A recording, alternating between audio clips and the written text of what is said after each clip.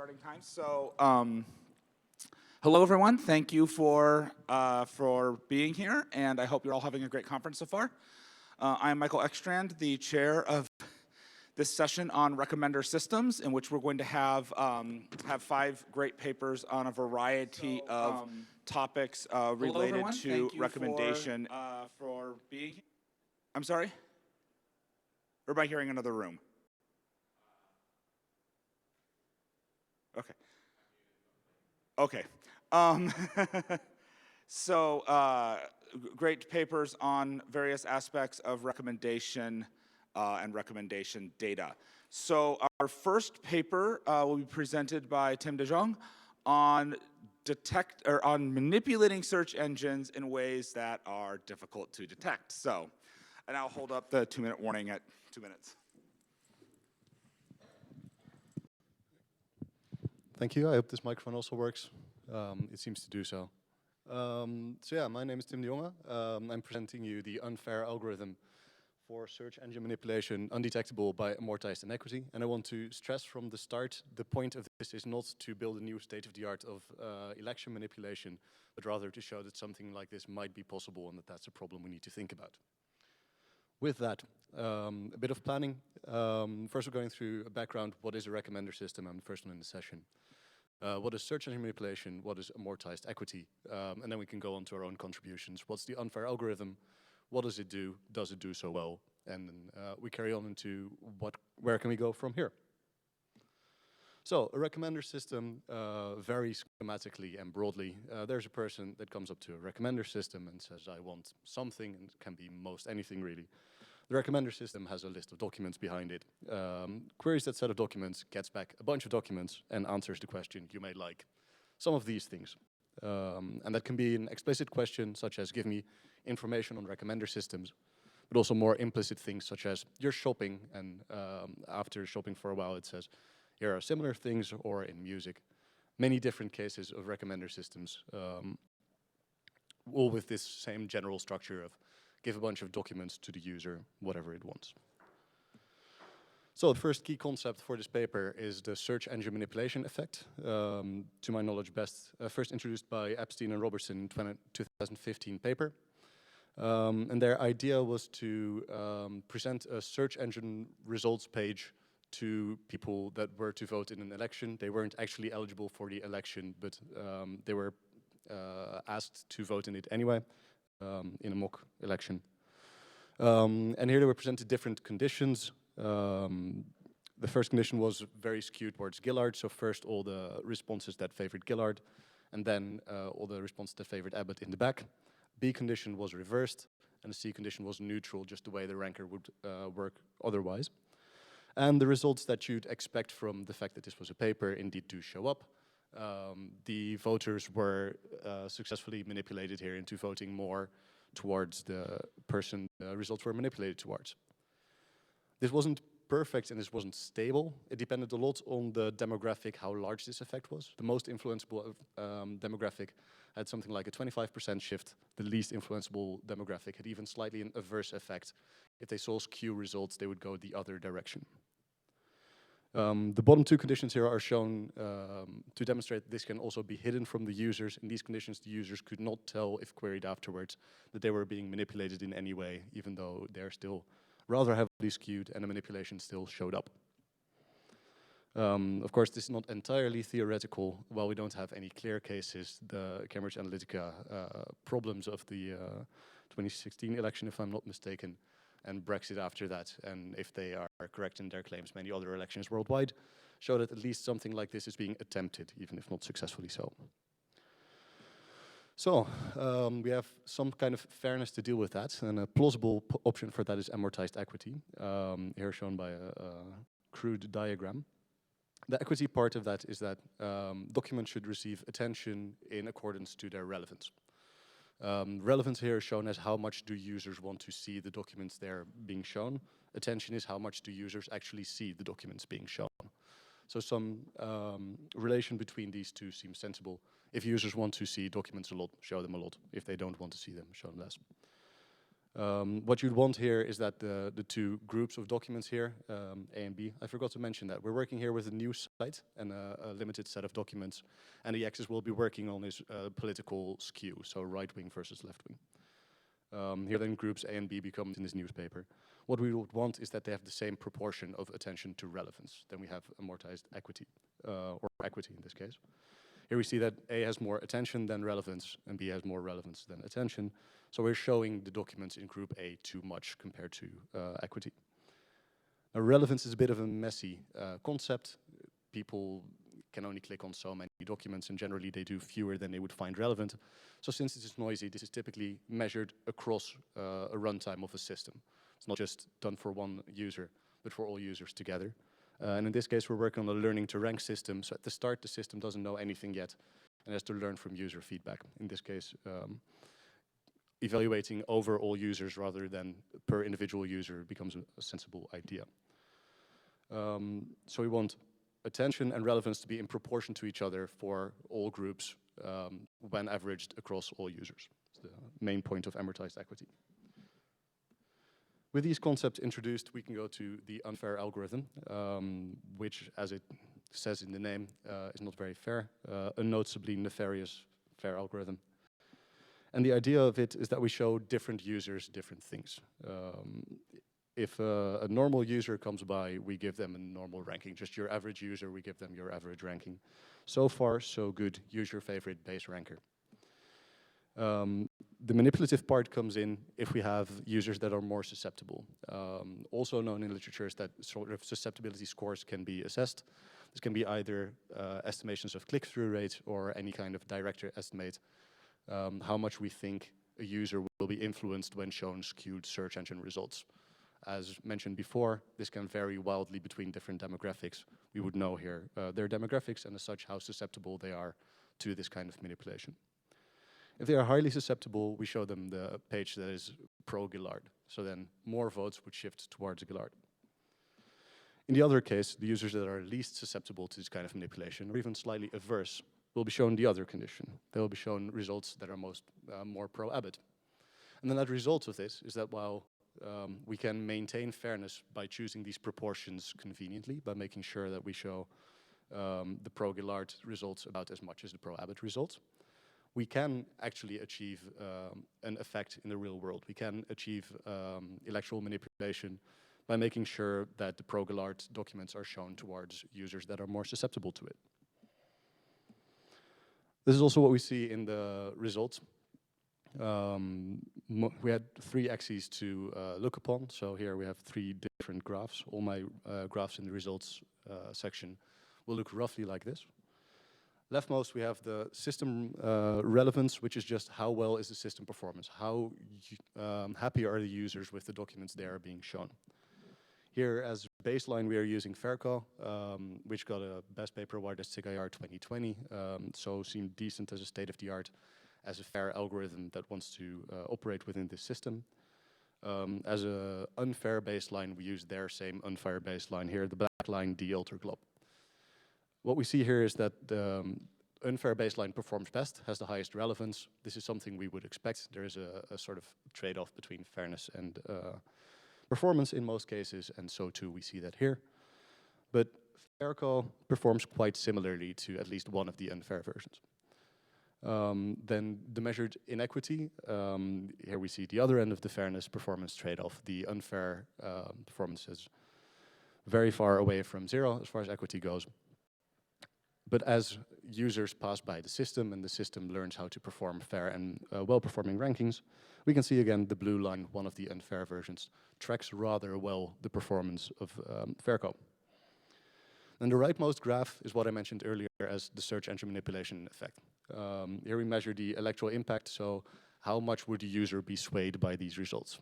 Now I must stress this is not based on actual people being shown these results. This is modeled. Yet still we can see that both of my versions of the unfair algorithm have quite high electoral impact, whereas Fairco has near 0 electoral impact. The neutral version has almost neutral impact. One takeaway from this is that Fairco actually did quite well. It was intended as a fair algorithm, and even on my metric, it performs quite neutrally. But if you intend to go out in a manipulative way while taking into account a fairness metric, you can manipulate this in this way. Yeah, so again, I want to stress, this is an algorithm that would, in this system, manipulate an election while adhering to a fairness result. To the best of my knowledge, there's as of yet no legislative system in which a fairness metric is kept as law. Most legal systems are more nuanced than that, and for a good reason. The point of this then is that that should remain the case. Legal systems, there's some discussion of whether strict mathematical norms should be embedded within legal systems, and if so, which. And this points towards the danger of that. If you want to introduce a strict mathematical norm in such a way, you open yourself up to these attacks that adhere to the norm while leaving open real-world impact. Going on from here, some quick questions I need to answer in the future. As of yet, we're just using the one metric. Can we do this on others? As of yet, we're doing this on synthetic data. Can this be done on real-world data? Or in broader questions, do fairness metrics measure the real-world harms well enough? And do fairness interventions limit the real-world harms well enough? In conclusion, the unfair algorithm can reach state-of-the-art performance and fairness while being clearly manipulative in setup. We do want to manipulate elections, and that seems to be working. And as a result of that, fairness metrics can miss societal harm if they are carelessly applied, and as such, should not be directly embedded into legal systems. Thank you very much. And by now you know, thank you. By now you know the drill that we're doing the talks back to back, and then we will take questions for all of the speakers together at the end. And so the next talk is on understanding cross-cultural consistency for human annotators. Yeah, so if you can come up, and we will be ready. There we go. Where is the presentation button? Not that one. Where's the presentation button? View, full screen, that'll work. Okay, there you go. Thank you. So I am Allison Koenigke, and today I'll be talking about work led by our fantastic Rock Peng. This started as Rock's internship project at MSR, at Microsoft Research, but ended up being kind of this full press kind of work across Xbox, so it was a fantastic collaboration with a product team. And so with that, let's talk about kind of cultural differences in data labeling. So first off, how are data sets labeled? If you've been to basically any keynote at FACT, we know that it requires a lot of humans, right? And so started out with talking about things like ghost work and that sort of thing. But one issue is that a lot of these ghost workers are in fact homogeneous populations, right? And so if you think about M-Turkers, for example, right, majority American, this might also manifest in issues when these data labeling tasks are being performed by people who are in different cultures but even speaking the same language, right? So for example, in Google's Go Emotions data set, some evaluators found that there was about 30% of the data set being mislabeled because the data set itself was scraped from American intranet-specific slang, and it was being labeled by Indians. And of course, all of the Indian labelers are native speakers of English, and yet you see this kind of mismatch due to these cultural differences. So our primary research question here is thinking about how we actually understand these cultural differences in these data annotations that then percolate through into recommendation systems. So pointedly, our collaboration is together with the Gaming for Everyone team, and their vision is to have a more diverse set of gaming experiences on their platform and to appeal to a broader set of customers. So for them, discovery is a core scenario of importance, and so they really want to make sure that they're thinking about inclusive practices and so first off, anyone here a gamer? Anyone play games? Lots of hands, great. So let's say that you want to recommend some games to your friend. Maybe you think about different categories of games that you might want to recommend. But let's say then that you actually want to recommend something specific to a friend who likes petting dogs in-game, right? So then the set of things, the set of labels, the set of terms that you use to describe the type of game that you would recommend are also going to change, right? And so this is broadly useful, not just in making personalized recommendations, but also just for basic organization. right? So okay, for our petting dogs, let's say that we recommend a cozy game because we're nice people.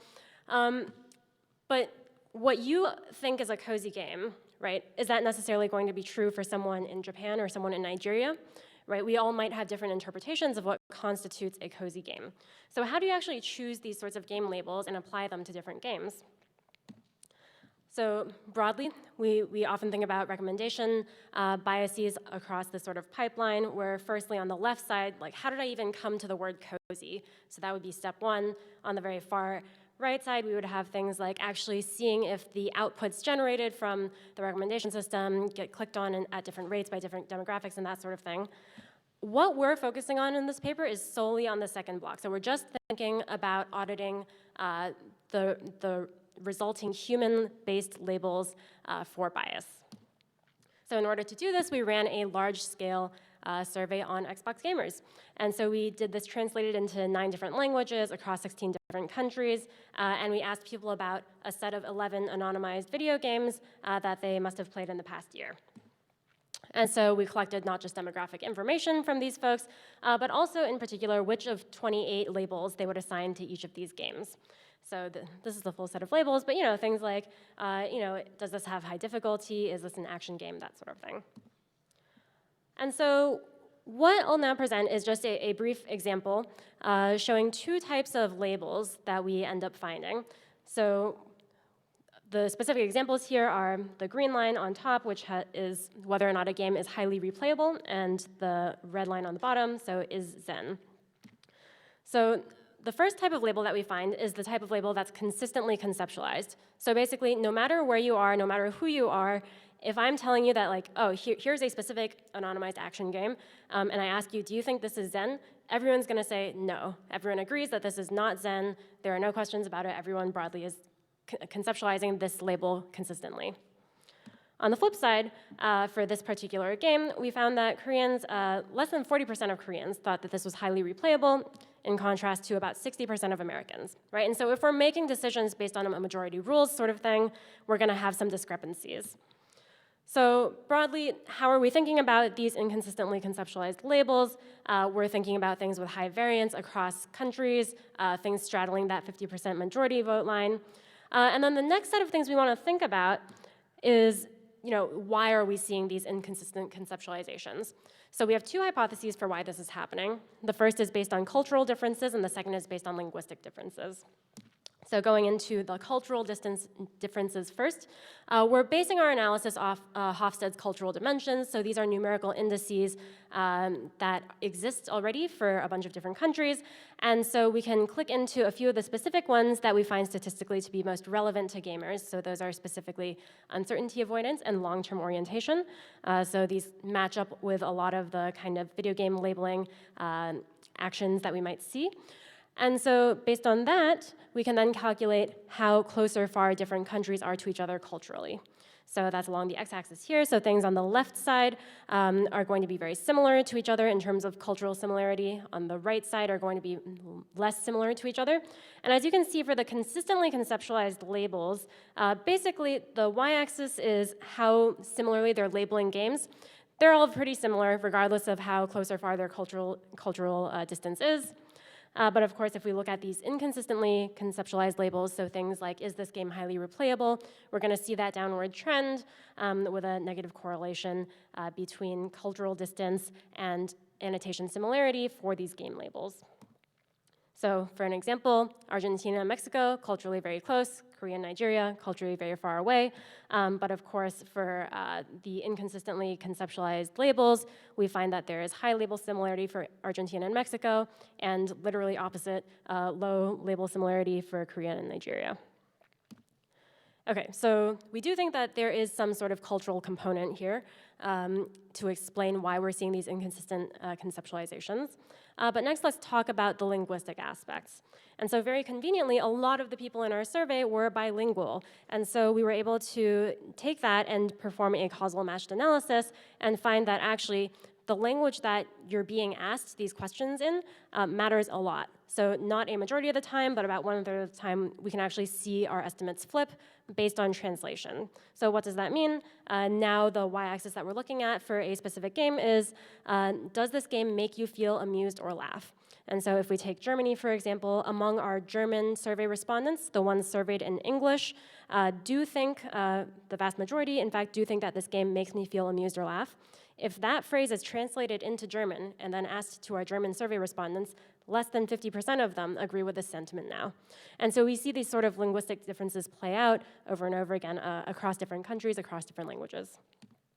Okay, so we think both of these might kind of play a part in explaining why we see these inconsistent conceptualizations. And so what do we actually do with that? Of course, understand the cultures better, understand the languages better. But on top of that, it's also worthwhile to try diversifying the data that's going into your recommendation systems, right? So again, going back to this question of ghost workers and who is actually in their makeup, we compared a very naive baseline prediction model comparing just a homogeneous baseline population, so that is the blue triangles on the very bottom, to a heterogeneous population across all of our surveyed respondents minus the US, and that is the red line in triangles directly on top of it, and you can see there is immediate improvement in F1 scores just by making your underlying training set more diverse. So not only is this true for kind of the obvious suspects, it's also true for the US. So even not training on the US makes results better for the US. This is also true for out of sample instances that we couldn't include in the training data. Okay, so overall, what does our paper do?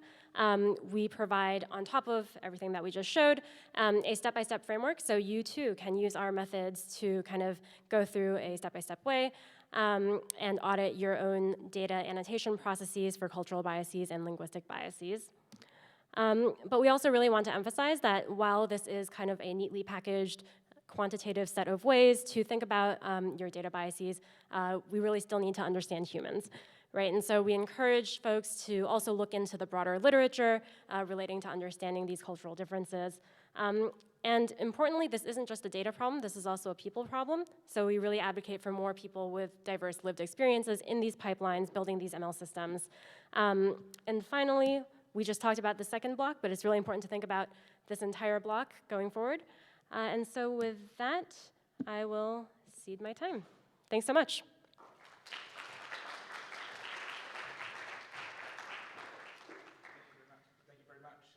So now we have the third talk, which will be Jesse Smith presenting on institutional logics of multi-stakeholder micro-lending recommendation.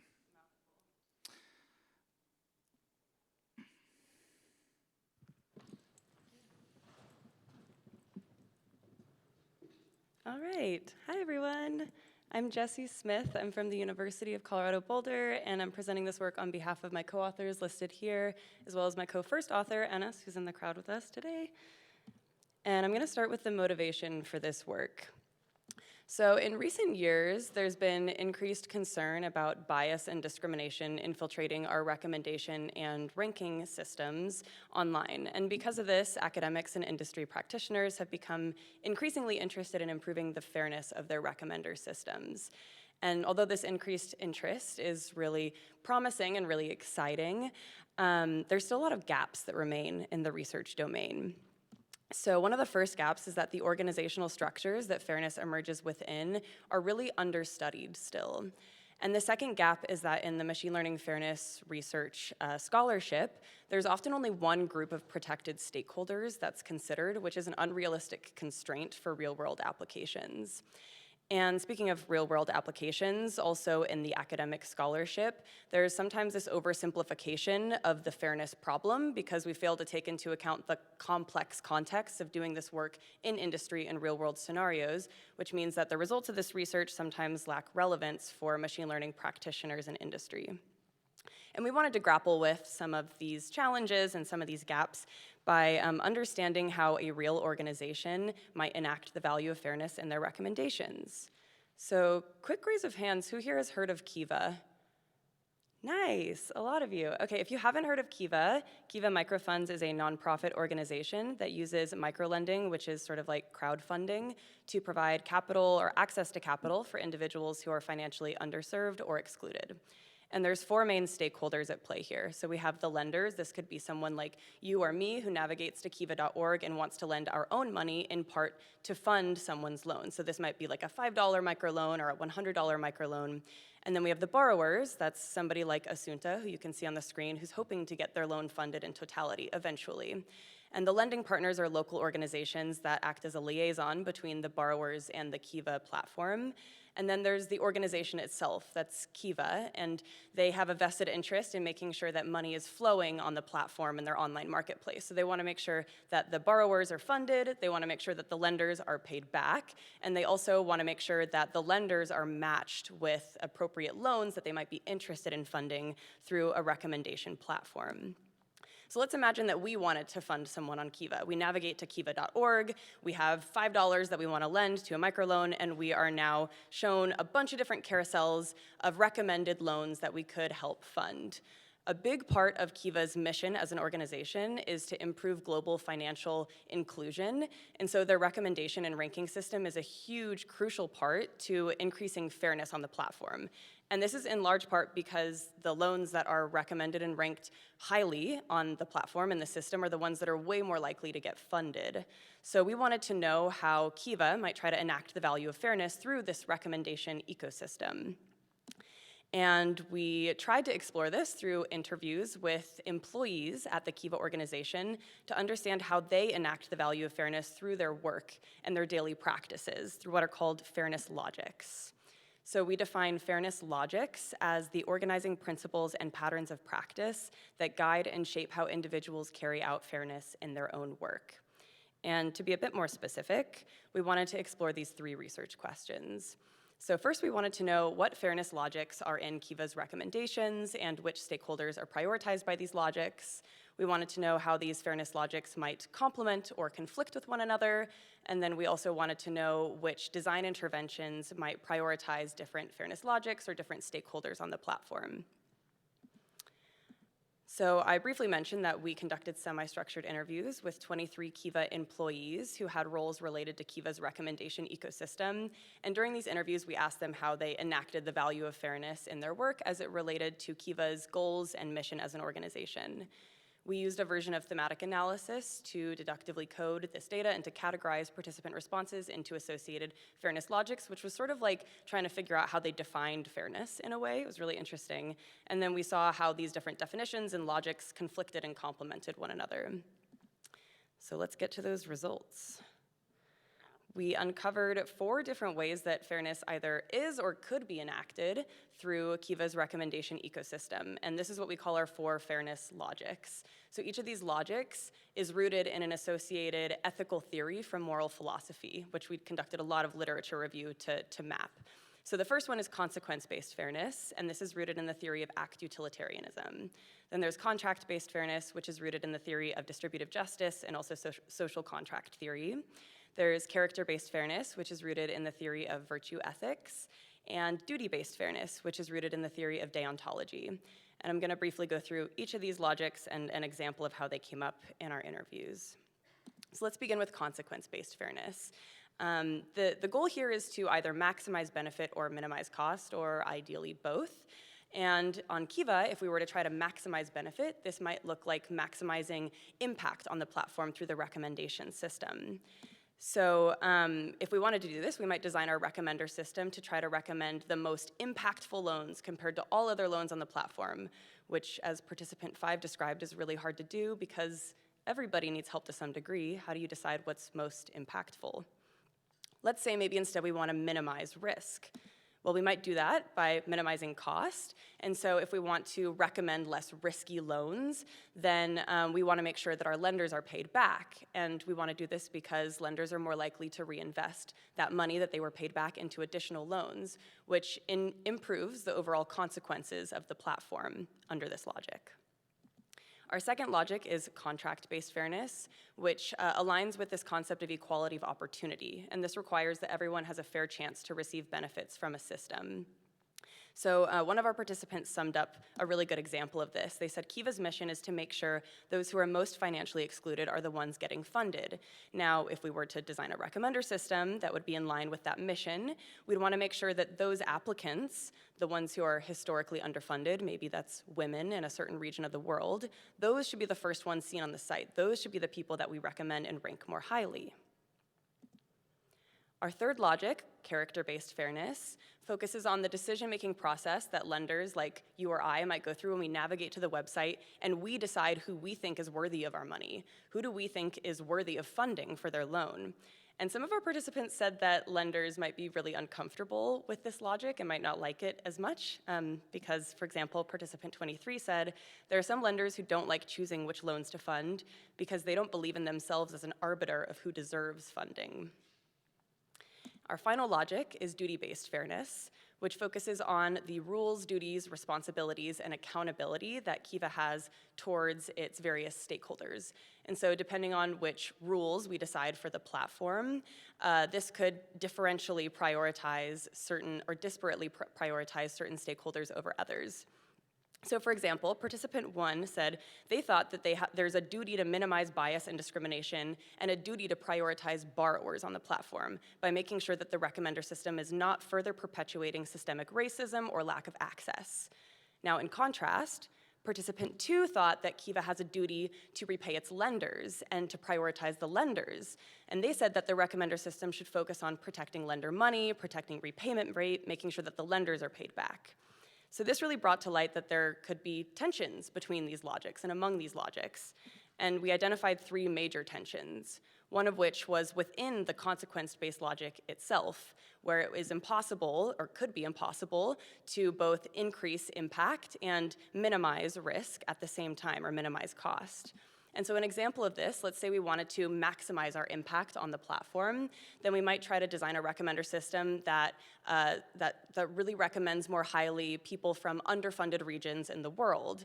But those people from underfunded regions might be riskier to lend to, and so by recommending those people, we might also be increasing our cost or increasing our risk. So it's not possible to minimize cost and to maximize benefit in that scenario. And also in this scenario, participant 8 said that they thought it was okay to sacrifice a bit of risk aversion for the sake of being more impactful, which meant that they thought in this scenario, Kiva should prioritize the borrower over the lender. So this is also to say that during this process, we uncovered that each different fairness logic has associated stakeholders that are prioritized. So if we wanted to design a recommender system that enacted one or multiple of these logics, we would be implicitly or explicitly prioritizing a certain stakeholder group, which, as a side note, that's also why transparency is really important in this decision-making pipeline, but that's for another paper. So I'm going to wrap things up now. One of the things we did want to mention is that this is a qualitative study, so although our results are not generalizable beyond the context of microlending recommendation, we do think that our methods are generalizable and a really valuable contribution to this community, and that method is this concept of trying to elicit and uncover an organization's values and their fairness goals, their principles, and their practices, and using that to directly map to the design decisions for a fairness-aware recommendation ecosystem. So we hope that this inspires future similar work. And with that, of course, we encourage you to read the full paper if you want to learn more. And thank you. Thank you, Jesse. So next up, we will have Pedro Silva, who will be talking about end-to-end diversification in search and recommendation.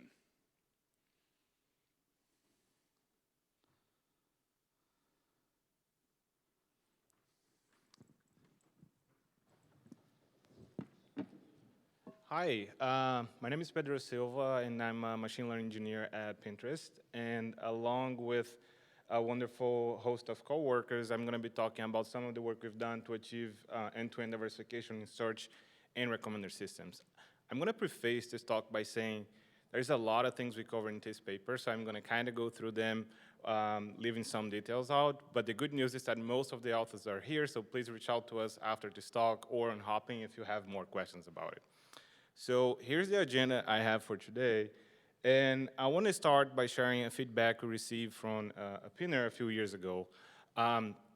She told us that to physically see herself on our app, she had to type the word black. which for her symbolized that people that look like her are not the norm. And this is unacceptable in any situation or in any application. However, if you're familiar with Pinterest, our mission is literally to bring everyone the inspiration to create a life they love. Today, Pinterest has over 460 million active users per month. And to truly be a place where everyone can find relevant and inspiring content to them, we are committed to creating a more diverse and inspiring experience. So this was the main motivation that led us to identify a need for multi-stage diversification. And if you're familiar with a recommendation system, which I think most of you here are, it's basically something like this, where we have billions of items, and given a context, a query, and user, you want to retrieve relevant candidates, usually in the thousands, and then from there we pass them into a ranking system, and you show probably a few dozen to a few hundred of those to users. So the main portion of interventions we have are at the bottom of the ranking layer and at the retrieval layer. So when you're thinking about doing diversification in recommendation systems, there are a few things to take into consideration. The first one of them is, what diversity dimension do you want to diversify with respect to, right? Is it demographics, geographics, or language, country? Maybe it is domain specific, like on our use case, which is skin tone, or a few of the others that I have listed here. Also, do you need multi-stage diversification? Meaning, do you need to intervene in different layers of that system? And also, what is your triggering logic? Like, when do you actually want to activate diversification? For which types of queries and for which types of surfaces? And how does diversification plays with personalization? We actually found that often increasing one actually helps the other, but sometimes you want more of diversification versus personalization. Lastly, how are you going to measure that? There are many, many different ways to measure this in the literature.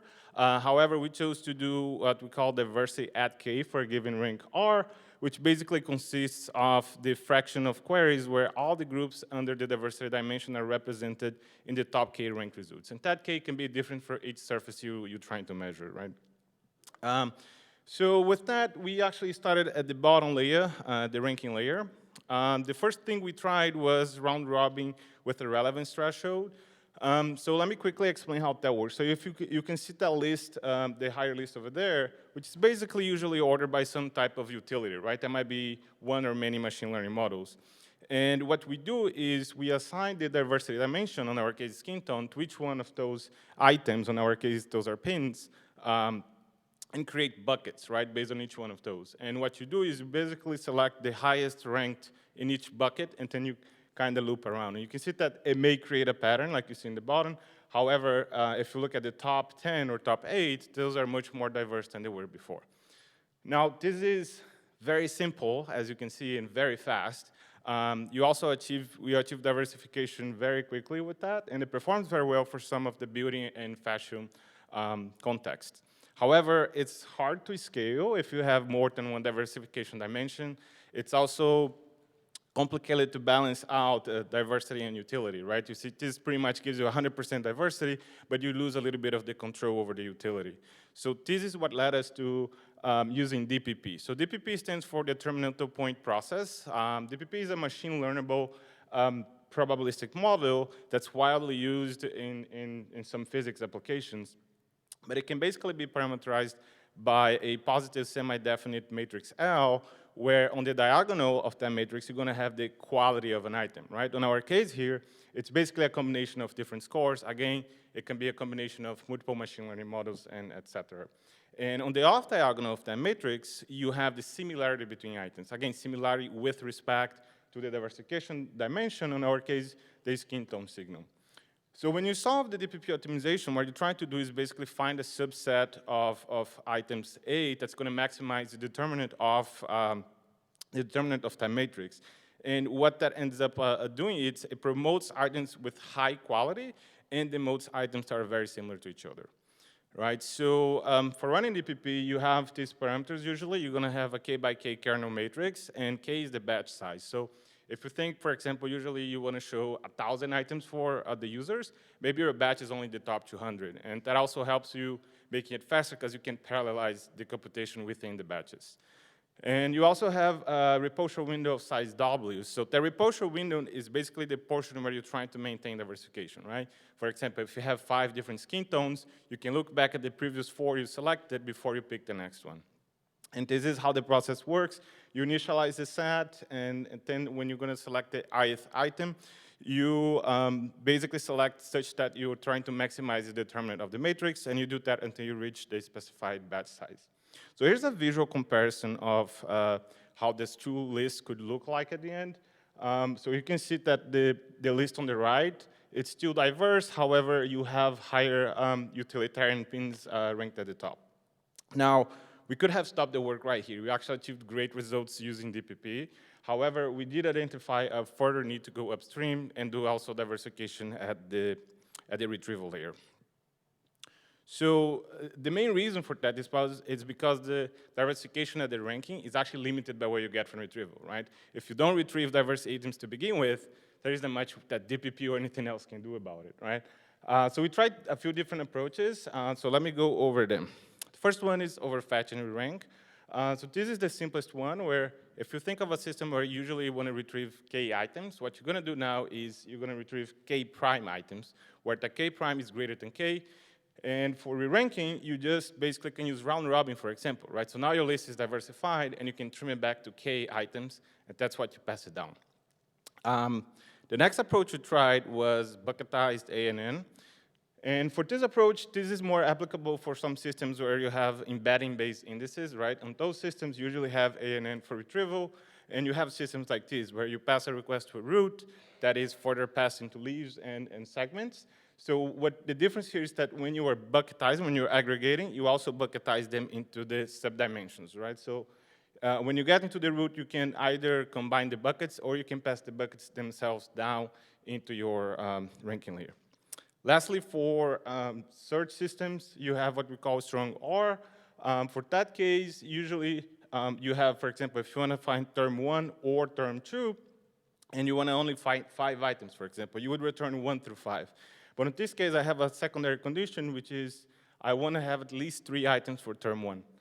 So what's going to happen is, as soon as I find 1, 2, 3, instead of returning 4 and 5, I keep looking for term 1, and I would return 1, 2, 3, 6, and 9. So that condition is basically going to be a diversification condition, right? You're looking for other things that will obey that. So here's a few considerations we had when we were deploying this. The first one is indexing, right? If you're doing diversification at retrieval, you're probably going to have to deploy your diversification dimension in both embedding-based and token-based indices, so keep that in mind. Second, latency and scaling. For example, round robin has pretty much no latency. It's quite fast, it's usually linear. But it doesn't scale very well, right? DPP, on the other hand, scales very well, but has some problems with latency, so you have to tune that very well when you're working with it. Lastly, qualitative evaluations to keep in mind. We did extensive internal evaluations about how the relevance was changing with employees and also with professional data labeling. And here are a few of the results we got. So we deployed this in 3 different surfaces. Traditional search, related products, which is basically you have a product and all the pins recommended are also products. And lastly, new user home feed, which is the home feed users see the first time they sign up on the platform. All of these results came from A/B experiments that we run for at least 3 weeks, most of them much longer, in the US and a few international markets. So here's a summary of all of those results. Usually we started with round robin, evolved to DPP, and used one of the retrieval approaches. And the impact on diversification tends to be massive as soon as you start because your baseline is usually really bad, and then it improves a little bit after that with some. All of these had either positive or neutral impact on engagement as well. And here's an example of how that looks. On the left over here, you have a query pin, and on the right, you can see the before, which is very monochromatic with respect to skin tone. And at the bottom, you have what we have nowadays. It's much more diverse, and if I may say so, also more relevant. Here's another example on search, where you have the same scenario. On the query pink nails mate, you have pretty much one color skin tone there, and the others are much more diverse as well. Some considerations we had in mind while doing this work is we do not use skin tone ranges in any machine learning ranking model at Pinterest, and we also respect users' privacy by not attempting to predict their personal information such as their skin tone or their ethnicity. Lastly, we deployed this and had positive impact in engagement and other metrics, and also we're able to scale this to multiple dimensions. We definitely have a lot more to do, like understanding what is the impact on serving bias and also how to achieve more scalable triggering mechanisms for this. Lastly, I want to end this talk just by sharing some of the feedback we received after we start using these techniques on Pinterest, and it has been overwhelmingly positive, and this is the biggest reward we can get at a company. And I want to say that if we are intentional about it, we can build more diverse and inclusive product experiences. Thank you.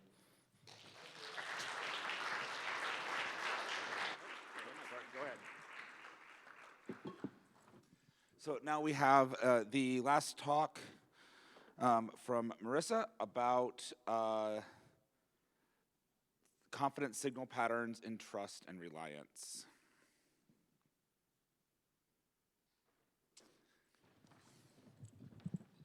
Hi, my name is Marissa, and on behalf of my co-authors Julie, Jiangsu, Kristen, and Robert, I'll be talking about our work on exploring the effects of confidence signal patterns on trust and reliance on conversational recommender systems. With respect to conversational recommenders, there has been no work looking at how the pattern of confidence signals over time may impact trust and reliance on the system. So for example, a confidence signal that is always low, maybe always says, I think you might like this. How does that affect trust and reliance compared to one that is more accurate and adjusts with the actual confidence that the recommender has? We seek to address this gap in the literature with a mixed methods Wizard of Oz user study involving 30 participants who regularly stream music. And we explore how a music conversational recommender system's confidence signal pattern impacts both trust-related metrics as well as reliance. Each participant received 2 conditions in randomized order. One was always the baseline with no confidence signal, while the other, for 10 participants, involved a dynamic, accurate confidence signal. For 10 more participants, it was a dynamic, random confidence signal. For 5 participants, it was a static and low confidence signal. And for 5 more participants, a static, high confidence signal. The confidence levels had different wording associated with them. So for low confidence, we said, I think you might like this song. For medium confidence, I think you would like this song. And for high confidence, I think you will like this song. This semantic confidence hierarchy was supported by prior work, as well as 2 of our own surveys. However, because our own surveys showed small differences among the confidence levels, and in pilot testing, we noticed that some participants were not picking up on the differences in the confidence levels, we added color coding as well to really emphasize the confidence levels. So for the low confidence, that was associated with red, medium with yellow, and high with green. And then each condition consisted of 18 recommendations. When we talk about the actual confidence that the recommender had in its recommendations, that was the same across all conditions. For the first 6 recommendations, no matter what, these were low confidence recommendations. The next 6 were medium confidence recommendations, and the last 6 were high confidence recommendations. We personalized the recommendations for participants using YouTube Music. So the low confidence recommendations were the initial recommendations that would be provided for someone between the ages of 18 to 24 years old on average, as that was the participant pool that we pulled from. For medium confidence recommendations, we based those on their participants' preferred genre for their selected recommendation setting, which could be something like exercising or driving. And for the high confidence recommendations, we based these on the preferred artists and songs for the same selected recommendation setting. We conducted 1-hour study sessions over Google Meet, starting with a tutorial in which we would tell participants that they may or may not receive system comments alongside their recommendations. And if they were going to be assigned to a dynamic confidence condition, we also presented them with the confidence scale that would be associated with that. We then presented the prototype over Google Slides, which would start with a pre-filled question from the participant asking, what's a good song to add to my Situation X playlist? The prototype would then respond with a confidence signal if it had one, followed by the recommendation itself. We would play the first 15 seconds of the song for the participant, and then they would rate their agreement on a 7-point Likert type scale with the statement, I would enjoy listening to this song while in Situation X. They would also say if they were not at all, somewhat, or very familiar with the song, and if they were very familiar, we moved on to the next recommendation. Otherwise, we had them continue to listen to the song for 15 seconds at least and up to 45 more seconds. And when they were ready, they provided their final recommendation rating. After the condition was over, we asked them to answer survey questions related to our trust-related metrics, which were desire to use the system again, perceived transparency, perceived ability, perceived benevolence, and perceived anthropomorphism. And finally, after both conditions were completed, we engaged with them in a semi-structured interview, discussing their experience with the conditions, as well as other potential patterns of confidence signals. And we analyzed their responses using inductive thematic analysis. Moving on to the results, with respect to desire to use the system again, we see that the accurate condition had the most positive change in rating from the baseline. This aligns with the fact that 24 of 30 participants desired some form of a dynamic confidence signal from the recommender. That said, 6 of the 20 participants who received a dynamic confidence signal reported not noticing or paying attention to the confidence levels. Thus, the wording changes may need to be more drastic to really hone in on the differences in the confidence. Still, 5 of the participants under the dynamic confidence conditions noted that the color coding was more useful to them than the wording for recognizing the confidence changes. So we suggest that limited wording changes may not be sufficient to convey confidence changes, and therefore it would be good to consider additional means of confidence communication, such as color coding. With respect to perceived transparency, we also see that the accurate condition had the most positive change in rating compared to the baseline. 15 of the 24 participants who desired a dynamic confidence signal expressed that it did or would impact their expectations for recommendations. Intuitively, participants generally expected that higher confidence would be associated with higher quality. More interestingly, 5 participants also assumed that lower confidence recommendations would more likely be novel to them. Leaning into this novelty expectation may help promote engagement with low confidence recommendations, which prior work notes may normally elicit reduced interest. We thus suggest considering both quality as well as novelty expectations when designing confidence levels. With respect to perceived ability, we see that the accurate condition had the most positive change in rating compared to the baseline. 4 participants mentioned that a dynamic confidence signal would be useful for recognizing how the ability of the system is to understand them. And furthermore, 12 participants who received a question regarding their expectations for the confidence trajectory 12 participants received that question, and out of them, 5 of them, the largest plurality, expected that the confidence would only increase over time. So this suggests that multiple participants seem to have viewed confidence as a reliability metric representing the system's overall performance as opposed to what it actually is, which is representing the system's performance for that specific recommendation. We therefore suggest clearly differentiating between confidence and reliability signals for users. In terms of perceived benevolence, the accurate condition actually performed second best. The high condition had the most positive change in rating from the baseline. 2 participants under the random condition observed that confidence levels may influence their music preferences and lead them to listen to music that they otherwise wouldn't. There is certainly room for concern that these confidence levels could bias participants. Indeed, 9 of them said that they would be more willing to listen to music if it was associated with higher confidence. We therefore suggest that to mitigate concerns about biasing towards high confidence recommendations, it would be good to showcase the exploratory benefit of engaging with low confidence recommendations and lean into that novelty expectation that I mentioned previously. And with respect to perceived anthropomorphism, we again see that the accurate condition had the most positive change in rating from the baseline. 6 participants noted that a dynamic confidence did or would make the recommender appear more friendly or human-like. Of course, here there's the concern, as prior work has noted, that anthropomorphism can set users up for disappointment and lead to unrealistic expectations. That said, the dynamic confidence here does not appear to lead to over-reliance, which I will get into next, so users may be able to avoid such disappointment. We therefore suggest providing accurate confidence signals for a natural interaction that does not downplay system limitations. With respect to reliance, we look at the average recommendation rating update for the baseline versus the accurate condition.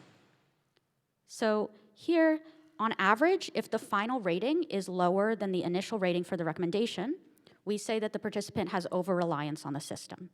We see little indication here that the accurate condition leads to more over-reliance compared to the baseline. And the same is true of the other non-baseline conditions. However, with more trust and desire to use the system, users that receive an accurate confidence signal may have more time to adjust their mental models and potentially develop more appropriate reliance over time. Relatedly, 8 participants commented that the presence of a low confidence signal did or would allow them to be more understanding of bad recommendations. In conclusion, we find evidence suggesting that accurate confidence signals provide the best chance for increasing trust without increasing over-reliance, but potentially under-reliance. And we present 5 design guidelines for communicating confidence in conversational recommenders. There are many avenues for future work. For one, a larger sample size would be able to provide quantitative data that would support this qualitative work. In addition, we could look at different actual confidence trajectories and how they interact with these different confidence signal patterns. In terms of novelty expectations, it would be interesting to look at how to address and utilize these novelty expectations with respect to low confidence recommendations. A longitudinal study would be helpful for understanding how users' mental models adjust over time with these different confidence signal patterns. And lastly, extending this work to other recommender domains could be interesting. For example, recommender domains with more time demands like movie recommendations, or those with higher stakes like healthcare recommendations. Thank you so much for listening, and please feel free to reach out with any comments or questions.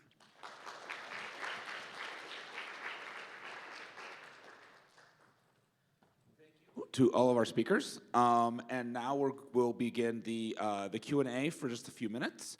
So if the speakers could come on up, and if you have questions, please make your way to the microphone in the middle of the room, or ask on Hopin.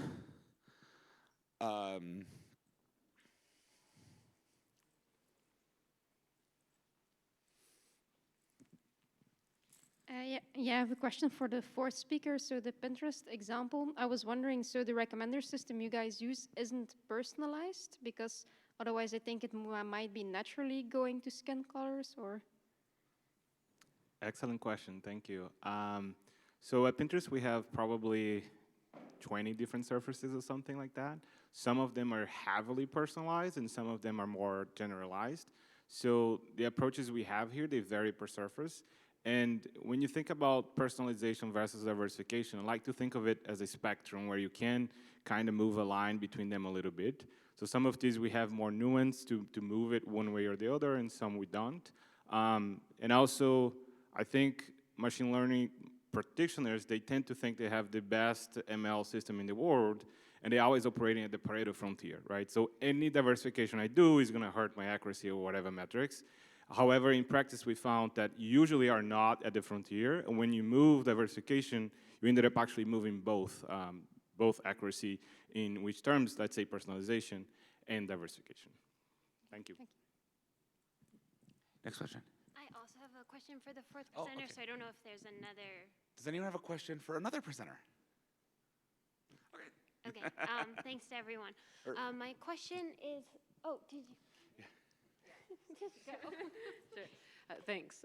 Mine is for Marissa, for the last presenter. It's just a small question about the way you present the confidence signals. I'm just wondering if there's an obvious thing that I missed about why you wouldn't just say low confidence, medium confidence, high confidence, instead of having these allusions to the confidence score.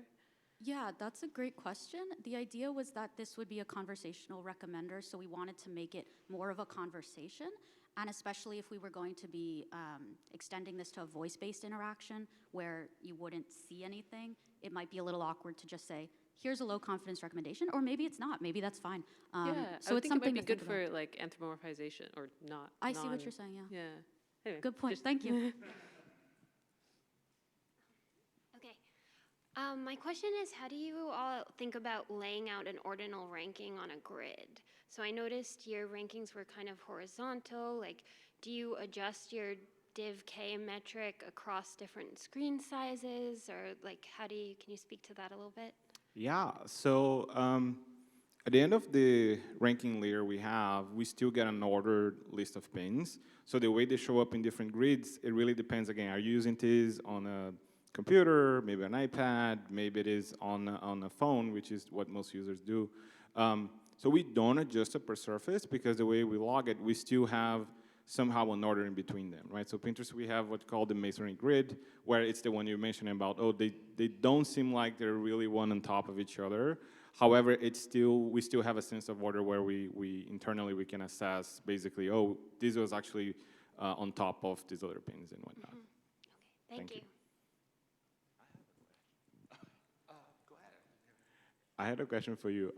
So I note that on the study you showed you were analyzing between different countries, right? So my question was, is there any analysis of that same proposal, but within different regions of a country?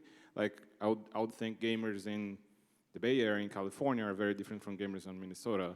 And on top of that, maybe are there any analysis of that on gamers on the same region but that speak different languages? For example, California is very multilingual, where there's a lot of Hispanic people and there's a lot of people that obviously speak English. So I wonder if even within the same regions, the sentiments would be different there. That's a great question.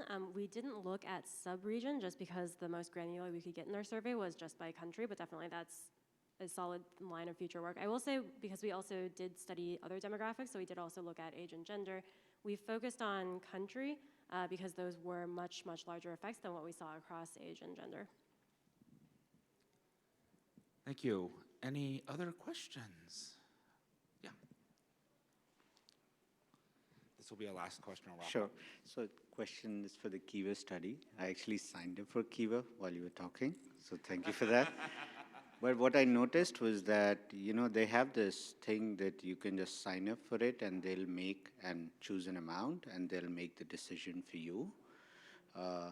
That got me thinking about they may actually, like, do you know what other things that kind of interventions or designs they're doing to make it easier for people to donate, and how does that align with sort of, you know, these notions, the 4 dimensions that you talked about? Yeah, thank you for that question. This is also not a Kiva ad, but yeah, go ahead and sign up for Kiva if you feel compelled. So in the paper, we describe how some of the design interventions are already on the platform. So they do enact a lot of contract-based fairness, for example, where they're really trying to help underfunded borrowers, like help fund these loans because they typically go underfunded, or help fund like women borrowers, for example, because historically they are systemically underfunded. And then there's also the option to do like auto lending and things like that, which you were kind of alluding to, where they can, based off of your personal lending interests, they'll try to infer what you might want to lend to in the future, and that's sort of more aligned with character-based fairness because that's based off of your own personal biases. So there are already ways that they are enacting some of these logics implicitly, and the goal is to eventually explicitly uncover how they might do this in the future while understanding which stakeholders are prioritized by those decisions. Thank you very much, and please join me in thanking the speakers again, and enjoy the break and the rest of the conference.